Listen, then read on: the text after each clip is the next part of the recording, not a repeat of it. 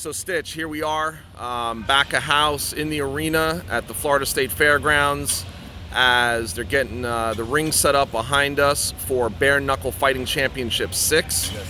Now, you're a guy you're a boxing guy, Yep. been an MMA guy, now you're a bare-knuckle guy. So walk me through that, and I want to know ultimately what you think about bare-knuckle and where you see that going in the future. Well, first of all, I'm a big supporter of the bare-knuckle fights. I think, Dave Feldman's doing a great job of putting this program together, and the safety factor, we're working on it and try to minimize as many injuries as possible.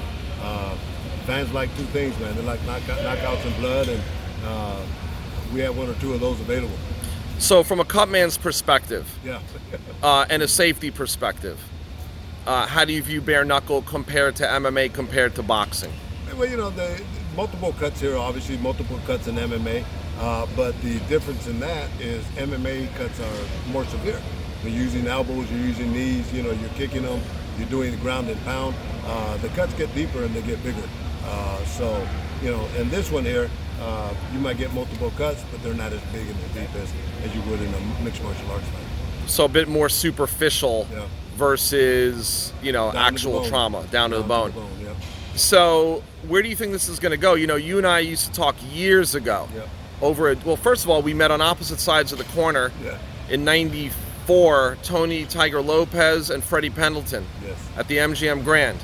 Cut to, we used to have a lot of talks when you were working with Pride, and then you began working with the UFC, and now here you are on the ground floor of bare-knuckle. Yes. Where do you ultimately see that going as far as the public's consciousness? Straight to the top. It's they're following the same footsteps as the UFC when it comes to criticism, when it comes to, giving them a lot of props. The fans are loving it. The fans are talking about it. I go to the gyms in Vegas, Mayweather's gym and City Boxing and Bones Adams' gym. And, I was in Japan, and everybody talks about it. The boxers are talking about it. The boxers, when the UFC first came around, they were all against it. They were talking about it. Now they talk about it, so they're being sold pretty easy on that. So what is it guys are asking you? They're asking you can they get involved? No, none of that. Actually, nobody's asked about getting involved. Asking me about the cuts, obviously. That seems to be a priority that, that they ask me is how big are the cuts? How bad are the cuts? Are these guys getting paid good money? And I said, well, the cuts are multiple. Some can get deep, but usually not. I don't talk about business with money. It's not my job. So who wins on Saturday night, the boxer or the MMA athlete? I don't pick them, man. If you ask me the probability of cuts, Greg, then I'll tell you that the probability of cuts is pretty high. Are you working anyone's cuts specifically that you know of on Saturday night?